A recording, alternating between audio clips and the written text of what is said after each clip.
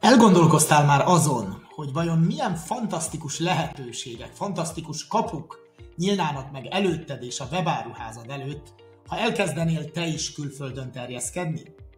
Vagy esetleg te már éppen abban a helyzetben vagy, hogy kvázi elérted a komplexitás plafonodat itt a hazai piacon, úgy érzed, hogy elérted a lehetőségeid maximumát, úgymond kinőtted a magyar piacot, és szeretnél tovább lépni, tisztában vagy vele, hogy a következő szintre való lépéshez el kell kezdened valamelyik külföldi országban is terjeszkedni, de nem igazán tudod, hogy hogyan kezdj hozzá, hogyan indulj el.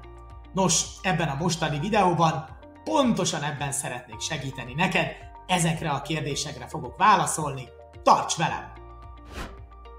Szia, üdvözöllek! Én Király Krisztián vagyok, online marketing és e-commerce szakértő, és az utóbbi években több száz webáruház tulajdonossal beszéltem, és újra megkaptam azt a kérdést, hogy Krisztián, nagyon szívesen szeretnénk mi is elindulni valamelyik külföldi országban, de fogalmunk sincs róla, hogy hogyan induljunk neki, mire érdemes odafigyelni, egyáltalán hol kezdjük el, mi a nulladik lépés.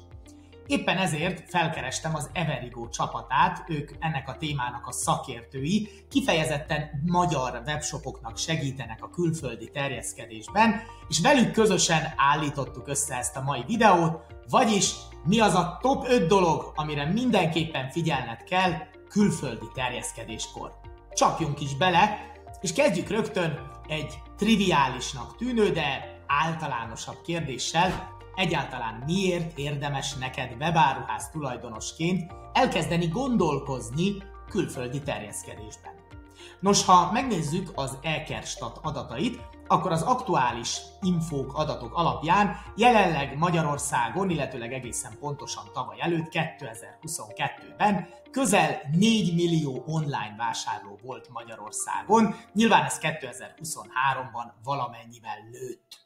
Azonban neked egészen biztosan nem a teljes magyar piac a célcsoportod. Vegyünk egy ideális esetet, hogy mondjuk a lakosság 50%-a a te ideális vásárlóid körébe tartozik. Ebben az esetben is maximum, tehát a legjobb esetben is 2 millió potenciális vásárlóról beszélhetünk, de nyilvánvalóan minél specifikusabb a te terméked, annál kisebb a célpiacod is.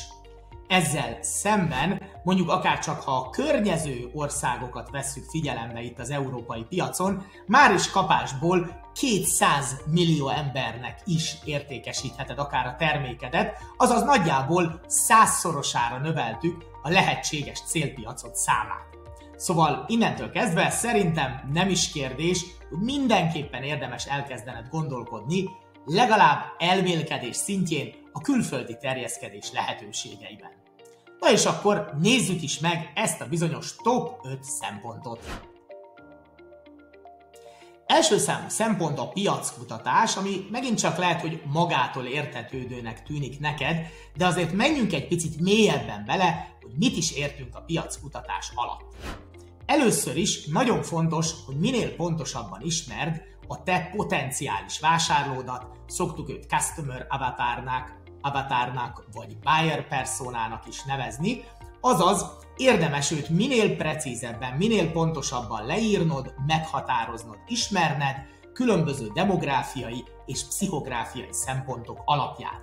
Visszakanyarodva a videóm elején említett mondathoz, hogy nagy valószínűséggel neked sem a teljes magyar lakosság az ideális célcsoportod, ugye ezzel kapcsolatban van egy elég jól megfogalmazott és szerintem örökérvényű mondat, miszerint ha mindenkinek értékesítesz, valójában senkinek nem értékesítesz. Ha azt mondod, hogy a te termékednek valószínűleg mindenki az ideális vásárlója, akkor nagy valószínűséggel nem igazán ismered a termékedet, a szolgáltatásodat, vagy éppen a célcsoportodat. Éppen ezért azt javaslom, hogy nulladik lépésként ülj le, és akár egy ilyen digital marketer által javasolt módszertan vagy template, azaz sablon alapján határozd meg minél pontosabban a te buyer personádat, vagy akár buyer personáidat, hiszen az is lehet, hogy ideális esetben akár több potenciális vásárlói célcsoportod is van, és vizsgáld meg, hogy egyáltalán ez a célközönség létezik-e az adott országban. Tehát nagyon fontos a célország kiválasztása és az ehhez kapcsolódó stratégia meghatározása. Következő szempont a lokalizált webáruház. Mit értünk ez alatt? Ezt egy ilyen hasonlattal szeretném neked megmutatni. Ugye alkalmazkodj a helyi körülményekhez, nagyjából úgy, mint azt egy kaméleon teszi. És természetesen itt most nem a webáruházadnak a külsejére, a design kialakítására gondolok, sokkal inkább a technikai paraméterekre, és kezdjük ezt egy nagyon alapvető dologgal, mégpedig az anyanyelvű fordítással, amit egyébként többször is fogok még említeni a mai videómban, azért, mert nem győzöm hangsúlyozni ennek a fontosságát. A mai világban már mindenki kiszúr egy egyszerű 1.0-ás Google fordítást, és legyünk őszinték, az esetek többségében ez kifejezetten zavaró, és inkább egy visszás hatást kelt. Azt a benyomást kelti az emberben, hogy na hát ez a webáruház nem igazán profi, arra nem képesek, hogy normálisan lefordítsák az adott nyelvre a webshopot. Biztos vagyok benne, hogy te is voltál már hasonló helyzetben, mikor kaptál egy olyan hírlevelet, vagy éppen egy olyan weboldalon, webáruház felületén böngésztél, ahol magyarul volt ugyan a szöveg, de egyértelműen látható volt, hogy nagyon gagyi, nagyon amatőr az a fordítás. Elképzelheted, hogy hasonló a helyzet, hogyha nem anyanyelvű fordítást végzel el mondjuk lengyel, szlovák vagy román nyelvre. Tehát ez egy alapvető kritérium. Aztán gondolj például ilyesmire is, hogy olyan bankkártya elfogadó helyeket integrálja a webshopodba, amelyeket ismernek a helyiek. Ugye nálunk Magyarországon általában a Barion, illetőleg az OTP Simple Pay a legelterjedtebb bankkártyás fizetési lehetőségek. Egészen biztos lehetsz benne, hogy egy másik külföldi országban, Ausztriában, Lengyelországban már teljesen más a helyzet, tehát pontosan térképezd fel az adott ország helyzetét, nézz utána, hogy például ott melyek a legelfogadottabb payment gateway-ek, bankkártyás fizetési elfogadó helyek, hogy tedd a vásárlóid számára minél egyszerűbbé, minél könnyebbé a vásárlást a webáruházad felületén. És persze végül, de nem utolsó sorban gondolj például arra is, hogy egy helyi domaint bérelj ki, tehát mondjuk egy osztrák webshop esetében .at legyen a végződés, vagy egy csehországi webáruház esetében .cz legyen a végződés, nem sorolom tovább, te is érted, mire gondolok. Minimális költséggel jár egy ilyen külföldi domain bérlése egy adott tárhely szolgáltatónál, viszont egyrészt bizalmat fog megint csak építeni az adott ország vásárlóinak szemében a te webáruházad felé, és ugye Jeffrey Gitomer, a sales, az értékesítés nagymestere óta tudjuk, hogy az egyik legfontosabb oka annak, hogy az emberek nem vásárolnak tőled, hogy nem bíznak benned eléggé. És azt gondolom, az online világban ez hatványozottan igaz, tehát neked webáruház tulajdonosként nagyon fontos feladatod az, hogy bizalmat építs a potenciális vásárlóid szemében a webáruházad felé. Tehát helyi domain bérlése, és nem mellesleg egyébként SEO, azaz kereső optimalizálás szempontjából is, ez hosszú távon kifejezetten előny lesz a számodra.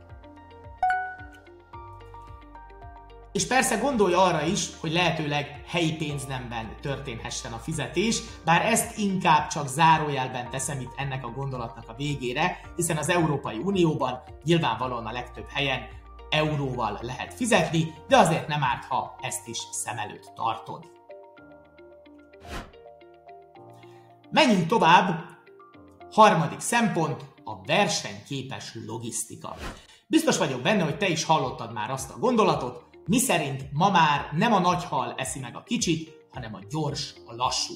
És a mai világban, az online kereskedelemben a profi és a gyors logisztikának nagyon megnőtt a szerepe, igenis egy fontos szemponttá vált a vásárlók szemében, nem csak az adott terméknek mondjuk az árértékaránya, vagy az ára, vagy az adott webshop, amelyik azt értékesíti, hanem az is, hogy a vásárlástól számítva mikorra kapja meg az adott terméket.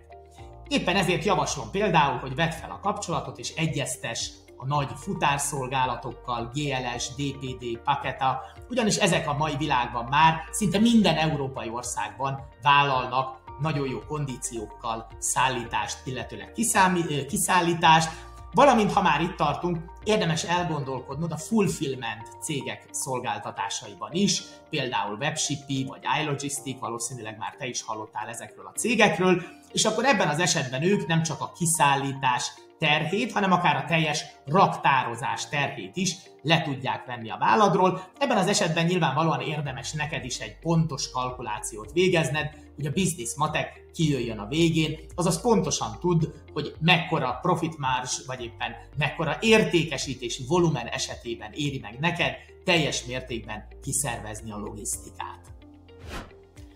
Menjünk tovább, természetesen nem maradhat ki a mai videómból az én személyes kedvencem, az én szakterületem, az online marketing is, ami ugye egy webáruház esetében az egésznek a lelke, hogy így mondjam, kvázi a vérkeringést biztosítja a webáruház esetében, hogy egyáltalán folyamatosan legyenek látogatók és vásárlók a webáruház felületén, és bizony a profi marketing is, a profi online marketing is nagyon fontos a külföldi terjeszkedés esetén, és ebből a szempontból az egyik legfontosabb aranyszabály, hogy ne kövessd el ezt az alapvető hibát, ugye ahogy a képen látható úriember is mondja, azt gondolod, hogy érted, de valójában nem érted. Mire gondolok konkrétan? Sokszor látom azt webáruházak esetében, hogy azzal a fejjel gondolkodnak, hogy mondjuk van egy jól bevált Google Ads vagy Facebook hirdetés, ez remekül működik, szuperül konvertál a magyar piacon, fogom, egy az egybe copy-paste-tel, átmásolom, tükörfordítással lefordítom, és elindítom a kinti webshopon piacán is. Na ez az, ami garantáltan nem fog működni, tehát sem azt nem javaslom neked, hogy tükörfordítást csinálj, tehát mondjuk a szöveget egy egyszerű Google fordítóval lefordítasd, sem azt nem javaslom neked, hogy az adott kampány beállításokat csak copy-paste-tel, tehát sima másolt beillesztéssel az adott hirdetési fiókodban felépítsd, egyszerűen azért, mert nem fog működni, vagy nagy valószínűséggel nem olyan hatékonysággal fog működni, mint a magyar piacon. Tehát itt is érdemes megvizsgálnod a célközönségednek mondjuk a nyelvezetét, milyen stílusban érdemes feléjük kommunikálni, vagy milyen célzásokkal érdemes egyáltalán azt az adott kampányt vagy hirdetést futtatni. Mindenképpen azt javaslom, hogy indulj el egy kisebb büdzsével, tesztelj, mérd az eredményeket, és az eredmények alapján hozz adatvezérelt döntéseket, vond le a megfelelő konklúziókat, és döntsd el, hogy melyik kampányt érdemes adott esetben skálázni, tovább optimalizálni, finomhangolni, vagy éppen teljesen leállítani, mert nem hoz eredményt. Tehát mindenképpen országspecifikus marketingben kell gondolkoznod. És megint csak az a téma, amit már korábban is említettem, nagyon fontos, hogy figyelembe vedd a helyi nyelvezetet, a helyi nyelvi környezetet és a helyi kultúrát. Tehát akár a szövegezés stílusában, a kreatívok megfogalmazásában mind-mind érdemes figyelemben venned, hogy mik a helyi szokások, hogy csak egy nagyon egyszerű példát említsek neked, a tegeződő vagy a magázódó formula a szimpatikusabb az adott országban. A lazább vagy inkább az üzletiesebb. Ez nyilvánvalóan függ a te terméket, szolgáltatásod jellegétől is, de függ az adott országnak a kulturális hátterétől is, tehát ezeket mindenképpen érdemes figyelembe venned a marketing stratégiád kialakításakor és megvalósításakor. Következő, 5. szempont a helyi ügyfélszolgálat. Itt megint csak egy klasszikus hibát említenék példaként. Láttam már olyat sokszor webáruházaknál, hogy úgy gondolkodtak, majd itthonról működtetjük az ügyfélszolgálatát ennek a kinti webshopnak, úgyis mindenki tud valamilyen szinten angolul a mai világban. Nos, megint csak azt tudom mondani neked, na ez az, ami garantáltan nem fog működni. Egy saját sztori az én úgymond hétköznapi életemből, egy szoftverre fizettem elő, amely egy ilyen komplexebb feladat megoldásánál bizony hibába futott bele, és mint kiderült, ez a cég a szögportját, azaz az ügyfélszolgálatát kiszervezte egy harmadik országbeli helyszínre, amivel nincs is egyébként semmi baj, csak sajnos az úriember, hát hogy is mondjam szépen, nagyon alapfokon tudott csak angolul, így nekem nagyjából 3-4 órányi szenvedésembe került elmagyarázni neki, hogy mi az a probléma, amire én keresem a megoldást. Mondanom sem kell, ez ügyfélélmény szempontjából nem volt túl nyerő a számomra. Ha te is voltál már hasonló cipőben, akkor pontosan tudod, hogy miről beszélek. Tehát gondold végig, hogy az ügyfélélmény szempontjából kritikus a szerepe az ügyfélszolgálatnak, hiszen sok esetben ez lesz a first touch point, az első érintési pont az új látogató, a potenciális vásárló számára, amikor találkozik a te brandeddel, a te márkáddal, a te termékeddel, a te neveddel. Ezért nagyon nem mindegy, hogy egy olyan ügyfélszolgálatos kollégával vagy kolléganővel fog elkezdeni kommunikálni, aki mondjuk csak úgy konyha nyelven beszéli az adott nyelvet, vagy aki éppen teljesen folyékonyan, anyanyelvi szinten, kedvesen és udvariasan tudja megválaszolni az ő kérdéseit, és megoldani az ő problémáját. Hidd el, nagyon sok esetben tud ezen múlni a vásárlás, illetőleg a már korábban is említett bizalom kiépítésének kérdése. És a végére tartogattam még egy plusz egy ráadást a top 5 szempont mellé, illetőleg kiegészítéseképpen, mégpedig a legapróbb részletekre is figyelj. Ugye van egy olyan szép mondás, hogy az ördög a részletekben rejlik, mire gondolok konkrétan? Ha felmész az Everigo oldalára, amit egyébként javaslok is neked, everigo.eu, ott fogsz találni egy nagyon érdekes esettanulmányt a Smartwatchers nevű cégről, webshopról. Ők ugye Romániában kezdtek el terjeszkedni az Everigo segítségével, és ebben az esettanulmányban részletesen leírják a kihívásaikat, a szuper eredményeiket, és ahogy ezen a screenshoton, ezen a képernyő fotón is látszik, például ami számukra egy nagyon izgalmas és érdekes felismerés volt, hogy az ilyen apróságokra is fontos odafigyelni, mint például arra, hogy Romániában ortodox húsvét van, azaz egy másik dátumra esik, mint nálunk a húsvét, és ehhez kellett igazítaniuk a teljes e-mail marketing kampányuk időzítését, és abszolút jó volt, sőt nagyon nagy előny volt, hogy ők erre az Everigo segítségével oda tudtak figyelni,